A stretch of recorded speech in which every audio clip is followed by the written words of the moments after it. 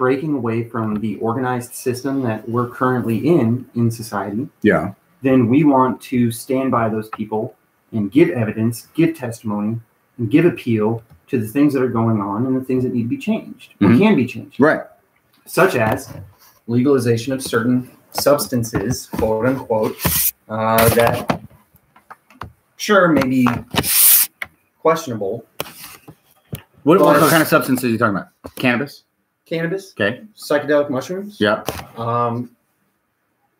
There are synthetics out there that can be used for medicinal purposes, such as ketamine. Okay. Do you think it's in these substances already to treat their symptoms related to their time in service? Yes, but I think that there's a path that needs to be taken and there's research that needs to be done. And I don't think Nebraska is in a position right now to do the necessary research, nor do they have the open-mindedness to conduct or even alongside the research that is being done elsewhere. And I say that because Jerusalem, or not Jerusalem, but Israel is like the capital of medicinal cannabis research. There are a lot of different places that are doing different things. And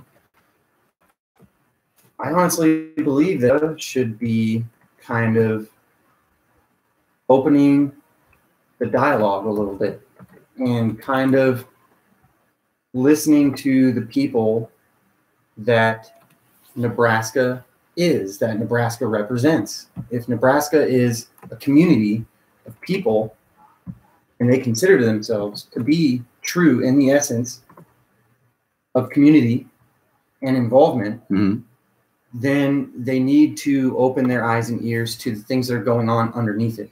Okay. And right now there is a quote unquote black market, and they don't want to pay attention to it because it's black market. They don't want to find a new goal or a new opportunity because there's a black market. There's a stigma as well. Yeah.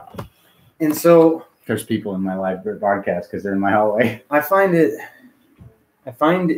to be a complete honor that I've been able to come alongside Matt Kale and be a part of his project and whatever he's doing. But it's also like a very necessary thing for us to do. I think that it's a mission. I think that it's important. I think that it's something that just needs to be taken up and dealt with here. And you just get closer. Sorry.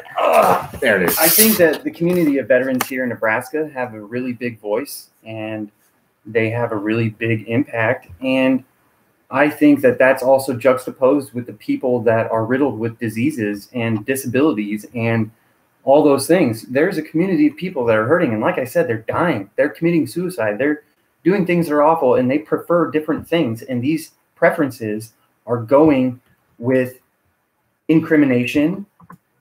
So there's a constitutional battle. There's this lack of research. There's lack of dialogue. There's lack of certain things, certain elements that are important in the grand scheme of change and the grand scheme of true community.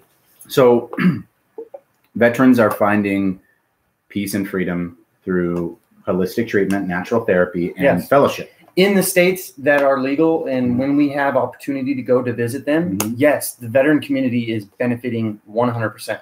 So there's already veterans currently benefiting from medicinal cannabis. Yes, but we don't want to incriminate ourselves here, so we have to go elsewhere, and we have to find the time to do it. Because we're responsible human beings that don't want to be in jail. Well, and we also have VA appointments that are extensive, that take our time, that take our days, that make us travel, and we can't always find the opportunity to do the things that we find necessary to do. We have to, for me personally, I have to be abiding by the VA system because I'm in two different things. I've done an inpatient therapy. I've done an outpatient therapy currently, and I'm doing therapy programs that have me plugged in all the time. So that it uses up a lot of your time. But it also, it just makes a lot of debate and argument because I can't talk about how I could go to Colorado in January and find complete medicinal benefit with the things that I chose to use in that time that I was there. And then here I am, and you have to come back February, here. March, Yeah. coming into April, and things haven't changed here. And I have to now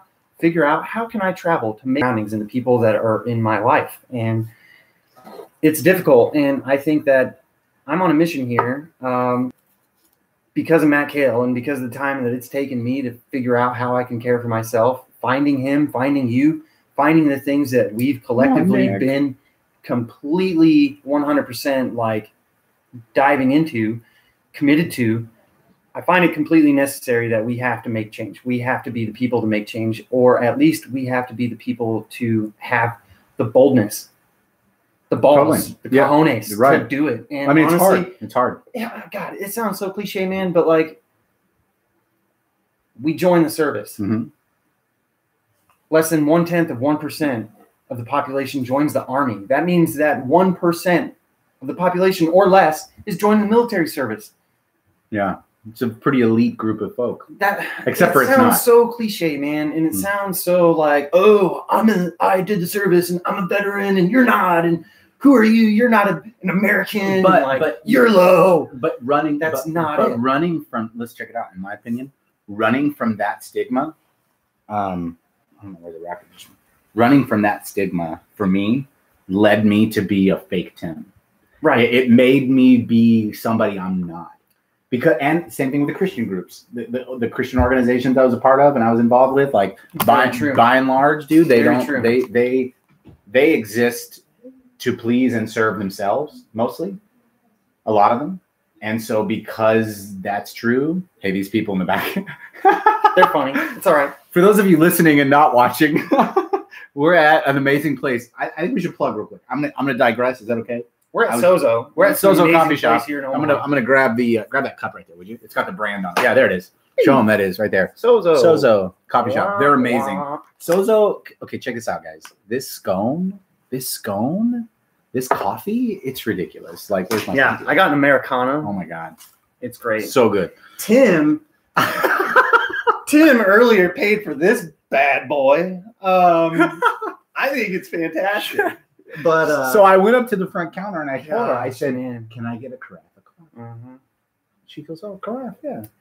And I said, "Yeah, and I'll get a room." Which, by the way, these rooms are beautiful. I'm gonna flip the camera around so you can see this room. Gorgeous. Here, look, there's Nick, right? Don't mind the trash. Here you go. Flip it down a little bit. Here, let's do a rewind. Yep. Oh yeah, there you go. Hey. There it is. So it's like a little mini living room. It's pretty crazy. It's great, and they have like 8 of them. And there's couches, and it's like $2 an hour. Yeah, Sozo's amazing, but right out that door, right over obnoxious human beings. Yeah, there's a group of people right there. Yes. They're not having a podcast. It's like a philosophical debate, yet they're in a Christian establishment, and they're between the ages of 16 and 19. 16 and 17. There's probably only a year mix. Okay, none anyway. of them have facial hair. Sozo's amazing. Not that matters. It's a great spot if you're in Omaha or in the metro area and you're trying to have a meeting or just want to get some work done or relax. Meditation. The lighting in these rooms is kind of excellent. You can dim it, and then all of a sudden you're anything, and then pow, you see everything. Yeah. Speaking of lights, we should click that on since we're using video. Here, no. Pull the middle one. Bam! Man, more light. Look at Nick. You can see the That's complexion awesome. And the bad side of my face. You think Brian Redband started like this, dude? I think everyone starts like this. I think so. Cliche moments with Nick Evans. That's how this is going to be. Okay. Regardless, the VNR page, which is facebook.com/VNR Omaha. Stepping on my feet. I'm sorry. It's because I want to. I'm sorry. We're sitting in awkward chairs, too. It's not awkward. It's not awkward. Just, it's awkward for him. Yeah, whatever. Make it awkward. My God, this scone. Turn that down. Look at that. Oh, let's break some bread here. Oh my God. Oh, yeah. It's ridiculous. Pretty dang good. The Candyman. The Candyman can. So, oh man, why? Why does VNR exist? VNR exists because veterans are struggling to fight. Here, make sure you're scooting tight enough here. Oh yeah. No. Veterans are struggling to fight every day with the issues they're dealing with. Veterans are killing themselves. Veterans are medicating themselves. Veterans are doing nothing. Even worse, they're doing like that's like one of the most persistent things. But I want to say that, and then I want to pause because I've done all things except kill myself. Yeah. In that list. Yeah. And it's detrimental to the people around me, the people that know me. Definitely. The society that I'm a part of. I have a daytime job, and it affects the entire world that I'm in. Yeah.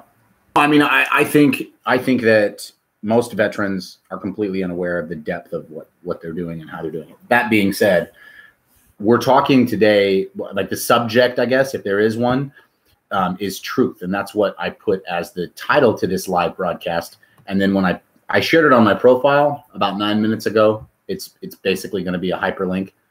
The article that I shared, though, was from all places, WWL.com, which is probably not the best source for data, but it touched on something that I found really interesting, the idea of fake news.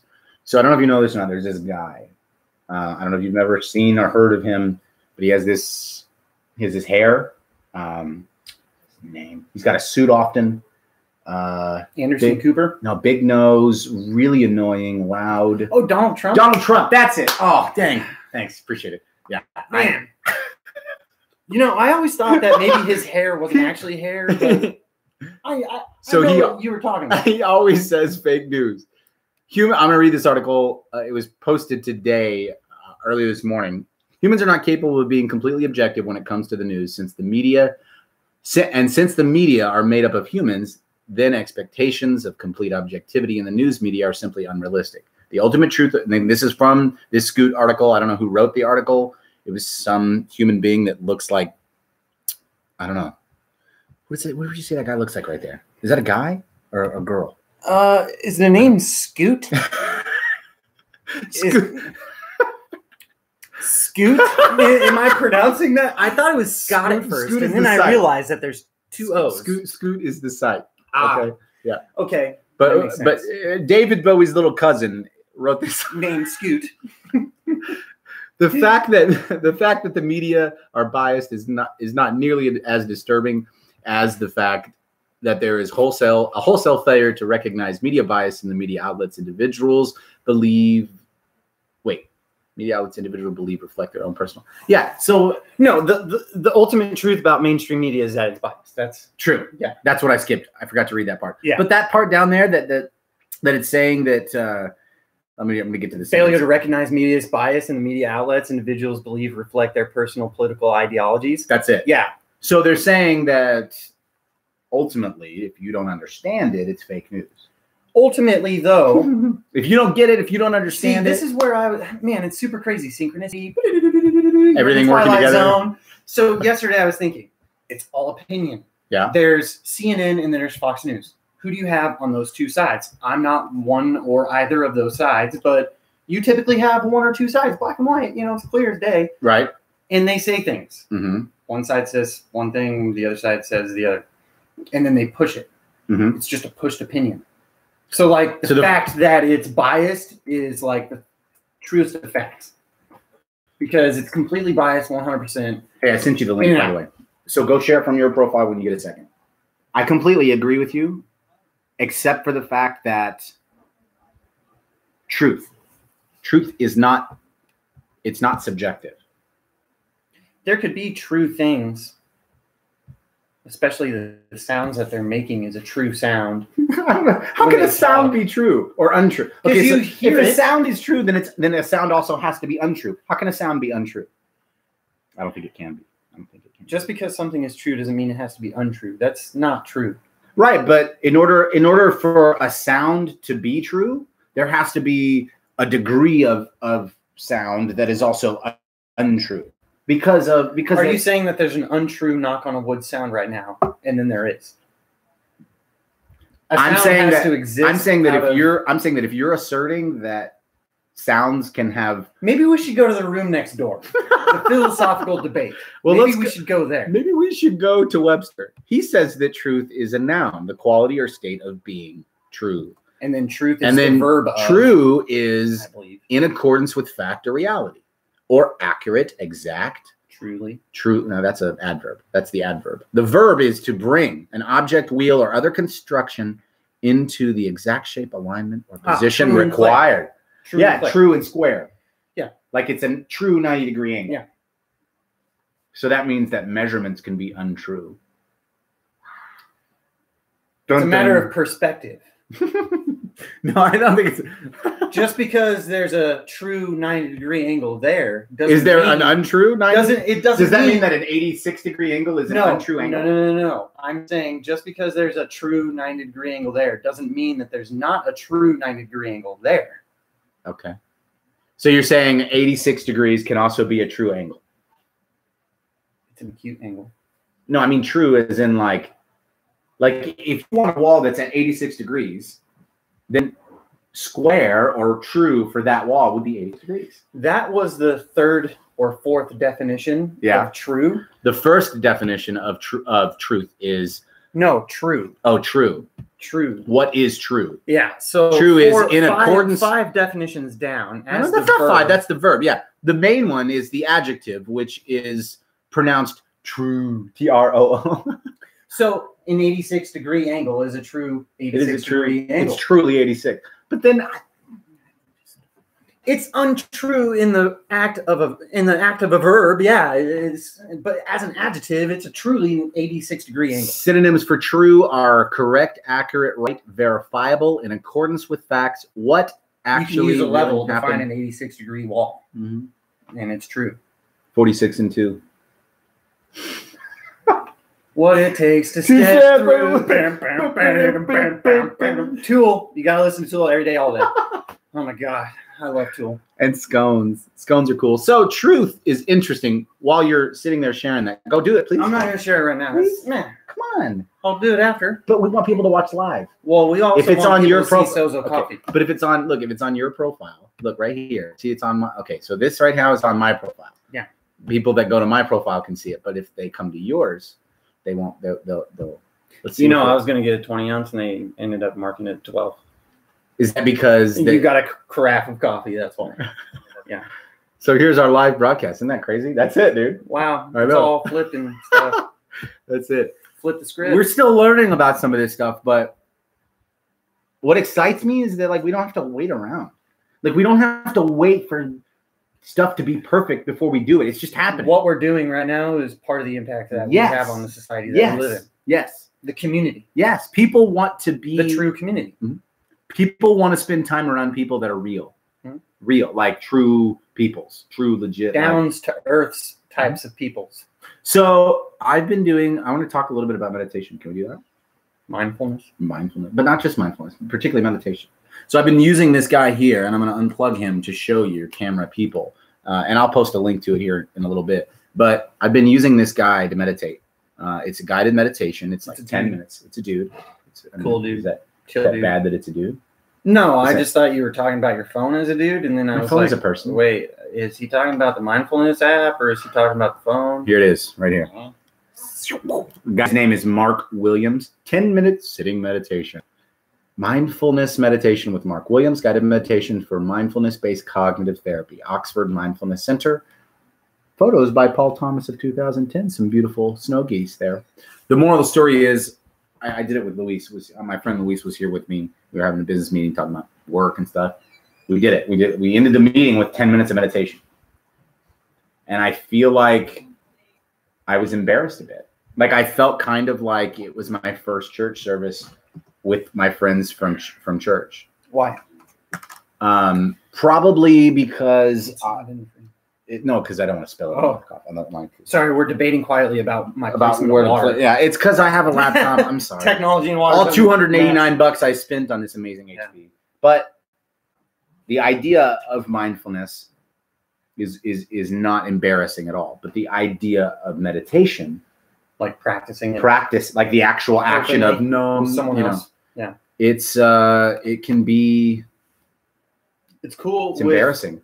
A spouse or a group or a friend that is kind of into it, but doing it with someone new, it's different. It's hard. It's definitely hard. But I think that's part of it is like, can you meditate through that difficulty? That's what I was about to get to. Can you meditate through and then meditate with, right? And then be right. And I feel like that's what I got the chance to do, was actually meditate through these difficult moments, these hard, challenging things. Was there a things. Moment that you felt that you were with him and he totally was meditating? Absolutely. In fact, I don't want to uncover him by any means, and anything he shared with me personally, I want to respect. But he had a breakthrough moment. I don't know if it was breakthrough, but he definitely told me that was cool. That was good. Like that worked. Thoughts really came. You know what he told me? He actually described to me some disassociative feelings. Yeah. Some opportunities for him to sort of observe the situation from another. It's crazy stuff, dude. Deep, and I'm for real. Like, he's not a heady guy in that regard. Like, he's not like me. Like, if you know me, personally, I'm always into hippie, weird. I don't think you have to be, because if you just sit intentionally, but if you sit, calm your mind, calm your focus, but be relaxed at the same time. Let your thoughts be thoughts. Ultimately, it does bring you to a moment of like understanding priorities, understanding the maintenance of your day-to-day, understanding what needs to be actually thought of. Yeah. And it's really relieving. It's really healing. It's amazing stuff when you're new to it, especially because you're like, wow, why didn't I do this before? And then you start thinking, well, I subconsciously do this in the shower, or when I'm cooking, or when I'm just sitting, chilling, doing nothing. Something else I noticed is, I'm going to move this back while I'm talking here, guys. But something else that I noticed was that the patience, the calm, the chill was for real. Like, it was palpable. It was like not just patience, I guess, sort of like empathy, kind of, sort of like my level of caring just went through the roof. Like, how much I cared about things, how much I wanted to like, I really wanted to like reach out and hug Luis. Like, I felt an overwhelming love. And omnipotently. No, I mean, like, when I'm done, when the bells go off, you're done, and you're like, wow, right, I want to reach out and hug you. Well, they call it transcendental meditation for a reason. I mean, it's a phenomenal. I don't know that I go transcendental. I don't even know what that means without Googling it. Transcendental? Transcending. It's like transcending, but I don't know if I do. I don't know if I have in meditation. Most people say TM as the acronym. Yeah. Tim Ferriss uses that a lot. TM. Yeah. And he uses it, like, practices it? Yeah, transcendental meditation. That's basically what it is. If you're doing that for 10 to 15 minutes and you're just honing and it works, focused. Oh, yeah. Yeah. That's crazy. I don't know if we can play the mindful meditation on YouTube because it's copyrighted, I think. But I can find I have an unlicensed 10-minute guided meditation, but the gist, if none of you have ever done it, like, it can be scary. And it can seem really hokey and rude and fake. Yeah. So, it basically starts with the sounds of the bell. This is the sound of the bell. But for me, I was kind of stuck. There it is. That's the bell. It's amazing, man. It's such a relaxing sound. It like immediately brings a sense of focus. You just come right back into the grounded. Yeah. You're there. When I started doing it, it was very like, all right, man, this is something that people just find like, and I don't want to be derogatory, and I don't want to, sound like I'm judging people, but it's almost like the rocks, Yeah. And if you find something with rocks, cool. That's amazing. And I love you for that. Mm-hmm. But what do you mean with rocks? For me personally, people use different elements for care, such as different rocks, different kinds of crystals, different kinds of... that's what you mean. So crystals and rocks and stones. The stone, yeah. And to me, that just seems a little too beyond. You're talking about like people that believe that there's energies in rocks and stones and special. And I'm not saying there isn't. Okay. But I do find that the transcendental meditation means more to me personally than the energy of a stone. Mm-hmm. Because it And that's what I thought of when I first started meditating. Like, oh man, this is going to be something that's just for the birds, you know. And I was being derogatory at that time. But then when I finally gave it a try, because I was dealing with a lot of stress. When you first did it? I was at work. I was working armed security at Gallup. They have the operational headquarters here downtown Omaha, and they have this open floor where they do yoga, they do exercises, they have like coaches and stuff that do all that.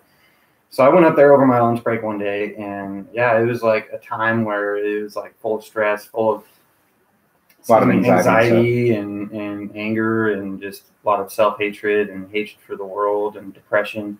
And I finally just went up there and I did a guided meditation with this app called Calm. Mm-hmm. And it was actually really calm. It was actually like amazing. And it was a challenge because it was like, you have to do it for 10 days straight. And I was just like, no. That reminds me, I want to talk about. I don't want to do it for 10 days straight. This is weird already. Mm-hmm. And when I came out of it the first time, I was like, all right, I have to give this a try. Yeah. I have to. You know, I've tried it once already. I have to continue to see if there's a momentum. And ever since, dude, I haven't stopped. There's at least. And it's so weird because subconsciously I was raised this way. Like my grandma always told me, she's a huge Christian. She was raised Lutheran, but she broke away from the church after being married to some crazy Pentecostal guy it was crazy. And she broke away from that, but she always taught me that give 10 minutes a day. Even if you're stressed, just give it 10 minutes and say, you know, whatever prayer you might. She would tell me verbatim, I quote, you know, Satan, I'm only going to think about this for 10 minutes and that's it. God, help me through that 10 minutes and guide me through the strength that I need to get. So I was raised by my mom as having an open mind, an open thought, and an open process of belief and faith. But my grandma always rooted with the God and the stuff about like, all right, having faith. You got to fight the evil with the good, but you have to embrace the evil and fight it with the good while embracing it, because it's not going to stop unless you fight it with the good.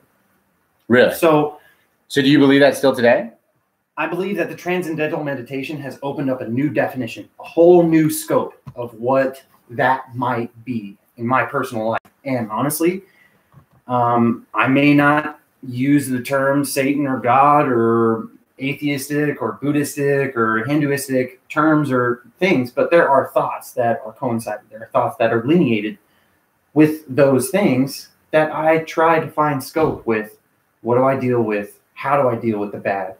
And what do I do with, but how could I use the good the most effective to deal with the bad? And ultimately, letting your thoughts be thoughts, being not calm, labeling them, right? Being not calm and focused, letting the traffic just go by, right? As soon as you get out of it, that 10 to 15 minutes, you understand the priorities, and the priorities are what is good. If there's any bad, calm. Yeah, the bad can be there. So here's something that I've noticed, man. The bad will be there from that, but if it's immediately able to be dealt with, do so. Do so. But the meditation, I believe personally, is what helps me form those bad things into lesser things.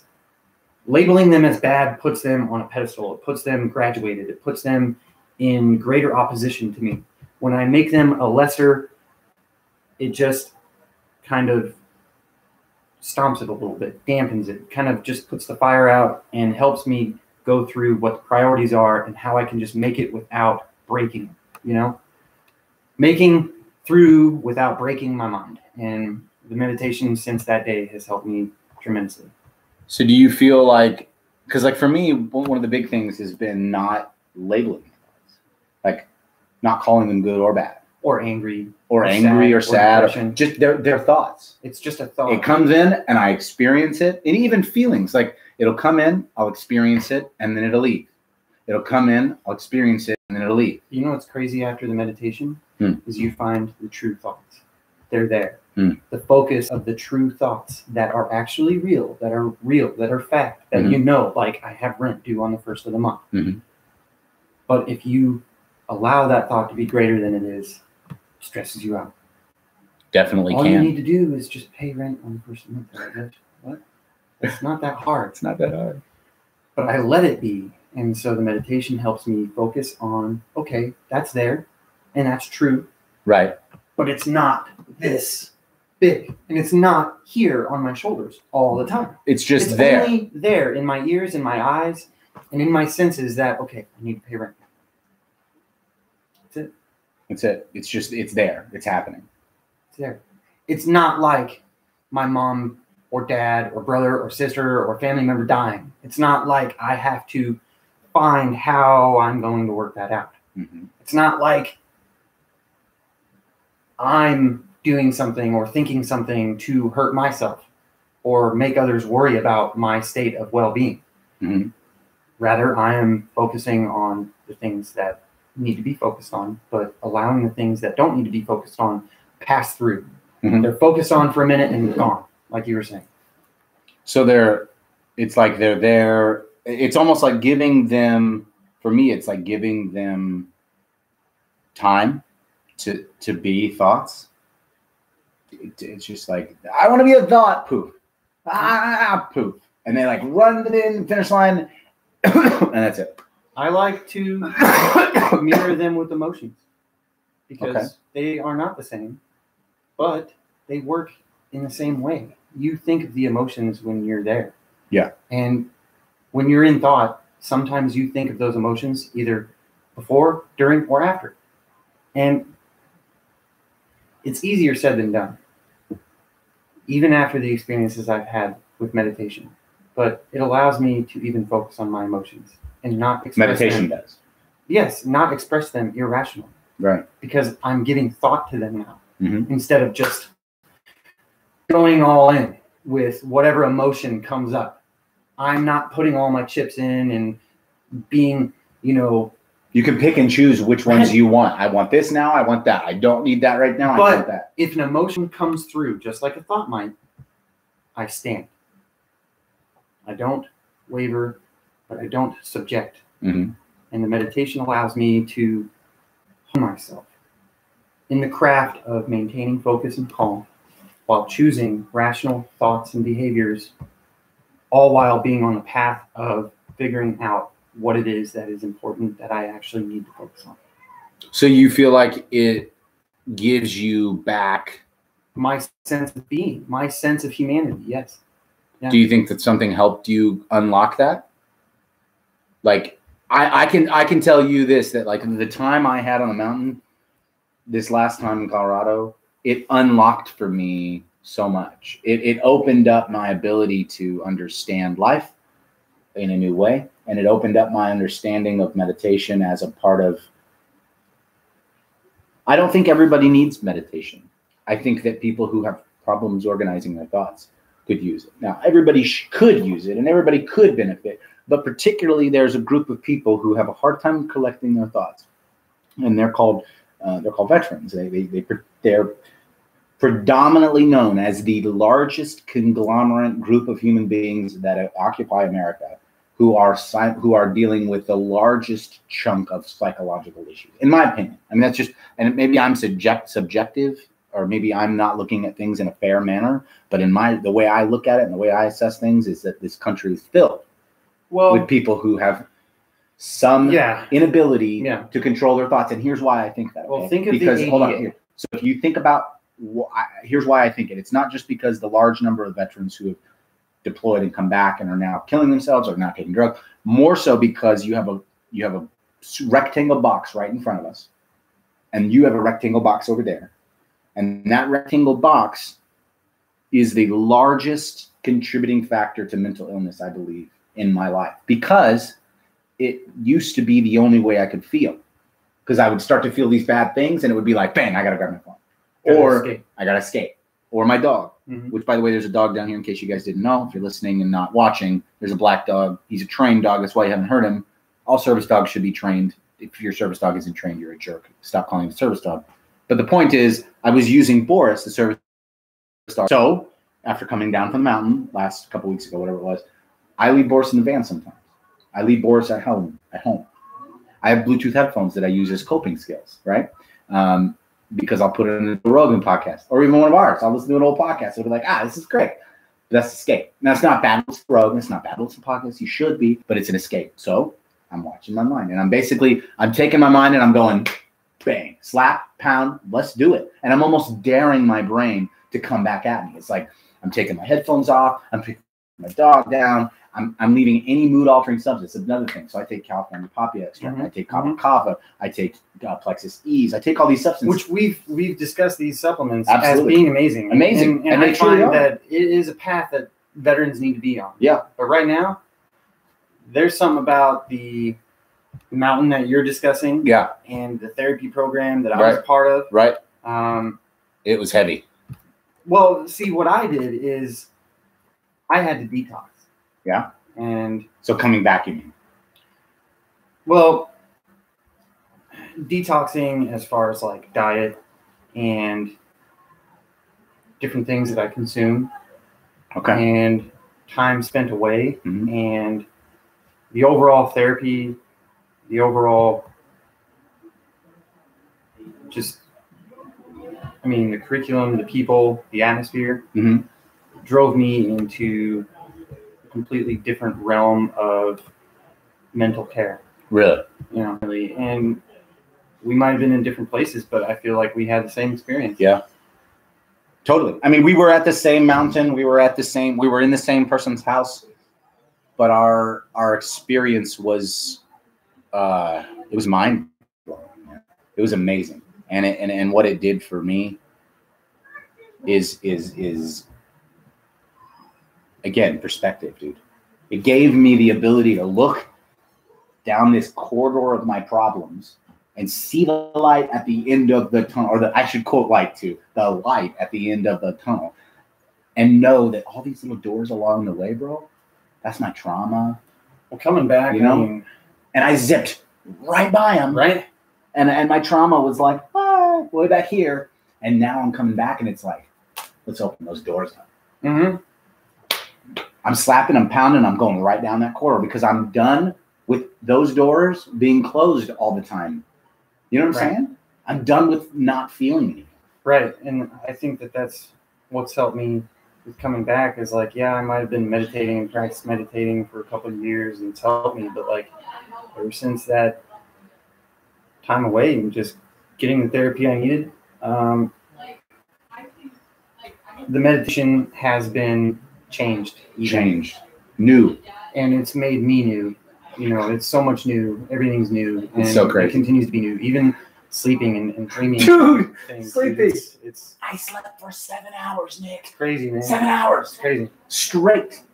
I had to go through no urination therapy. No. Right. I had to go through sleep therapy up until about 2 weeks ago with one of the doctors at the VA. Yeah. And it was outpatient, so I would go there. It wasn't in home. Sure. And I just had to log and do a lot of homework for the logging of my time awake and efficiency and time spent in bed and blah, blah, blah. And overall, like, I started out with like 2 hours of sleep a night, you know, and because you're following the routine, you're just going to do what it says to do. No, like that was the state of sleep that I was in. Right. I'm going saying into the therapy. Okay. Like it took 12 weeks for me to get to a point where I'm now like getting 6 to 7 hours of sleep. Hello. Sorry. I'm sorry. Somebody paid for this room from 9 on. Oh, I thought we had paid for it with her up there.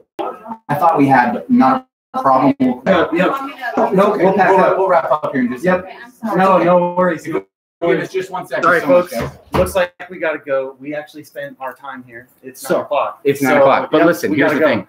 TimothyLocklear.com, BorisAServiceDog.com, and last but definitely not least is Veterans for Natural Rights.